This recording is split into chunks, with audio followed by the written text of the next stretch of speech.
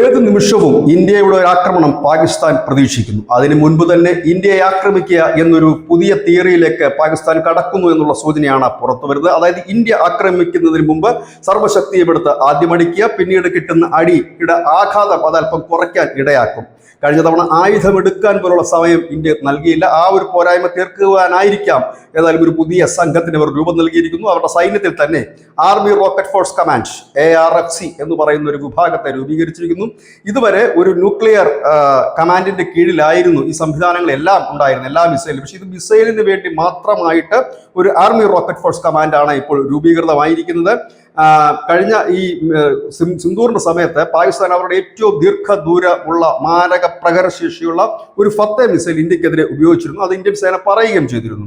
ആ മിസൈൽ ഹരിയാനയിലെ സിർസയിൽ വെച്ച് ഇന്ത്യൻ സേന തകർത്ത് തരിപ്പണമാക്കിയിരിക്കുന്നു. എന്നാൽ അതിന് പിന്നാലെ ഇന്ത്യ നടത്തിയ ബ്രഹ്മോസ് ആക്രമണത്തിൽ പാകിസ്ഥാൻ തകർന്ന് തരിപ്പണമാകുന്ന കാഴ്ചയും കണ്ടു. ഇത് മറികടക്കുന്നതിന് വേണ്ടിയിട്ടാണ് ഇപ്പോൾ ഒരു പുതിയ സംവിധാനം.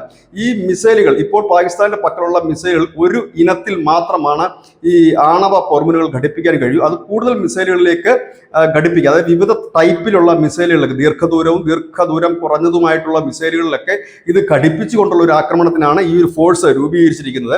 അങ്ങനെ ഒരു ആക്രമണം ഇന്ത്യക്ക് നേരെ നടത്തുക, കാരണം ഇറാനും മറ്റുമൊക്കെ ബാലിസ്റ്റിക് മിസൈലുകളാണ് കൂടുതലായി ഉപയോഗിച്ച് ആക്രമണം നടത്തുന്നത്. അങ്ങനെ ഇറാന്റെ ഒരു രീതിയിൽ, ഇറാന്റെ ഒരു മെത്തേഡിൽ ആണ് ഇപ്പോൾ ഈ ഇത് രൂപീകരിച്ചിരിക്കുന്നത്. അതായത് ബാലിസ്റ്റിക് മിസൈലുകൾ അയച്ചുകൊണ്ട് നിരന്തരം ഇടയ്ക്കിടയ്ക്ക് ഇങ്ങനെ ഉണ്ടാകുന്ന പ്രകോപനവും ഇല്ലെങ്കിൽ ആക്രമണവും ഒക്കെയാണ് പാകിസ്ഥാൻ ഉദ്ദേശിക്കുന്നത്. പക്ഷേ വിദഗ്ധർ പറയുന്നത് ഇതിന്റെ തിരിച്ചടി മാരകമായിരിക്കും. ഓപ്പറേഷൻ സിന്ദൂർ സമയത്തുള്ളതുപോലെ ആയിരിക്കില്ല. പാകിസ്ഥാൻ ഉള്ളിൽ അത് വലിയ നാശനഷ്ടങ്ങൾ വരും. കാരണം ഇന്ത്യയുടെ ഒരു പ്രതിരോധ സംവിധാനം അത്രയ്ക്ക് കിടയറ്റതാണ്. അതുകൊണ്ട് തന്നെ ഇതിന്റെ തിരിച്ചടി എത്രത്തോളം പാകിസ്ഥാൻ താങ്ങാൻ കഴിയും എന്നുള്ള കാര്യത്തിൽ വിദഗ്ധർ സംശയം പ്രകടിപ്പിക്കുന്നുണ്ട്. എന്നാൽ പാകിസ്ഥാൻ ഉദ്ദേശിക്കുന്നത് അവർ ഇങ്ങോട്ട് ആക്രമിക്കും മുമ്പെങ്കിൽ ഒരു ചെറിയ മിസൈൽ ആക്രമണമെങ്കിലും ഇന്ത്യക്കെതിരെ നടത്തിയാൽ ഒരുപക്ഷെ പാകിസ്ഥാൻ അത് ജീവിതകാലം മുഴുവൻ ഓർത്തിരിക്കാൻ പറ്റുന്ന ഒരു അഭിമാന മുഹൂർത്തമായിരിക്കും. ഏതായാലും അതിനുള്ളൊരു സമയം ഇന്ത്യ കൊടുക്കുമോ എന്നുള്ളതാണ് കാത്തിരുന്ന് കാണേണ്ട ഒരു കാര്യം കൂടിയാണ്. News desk.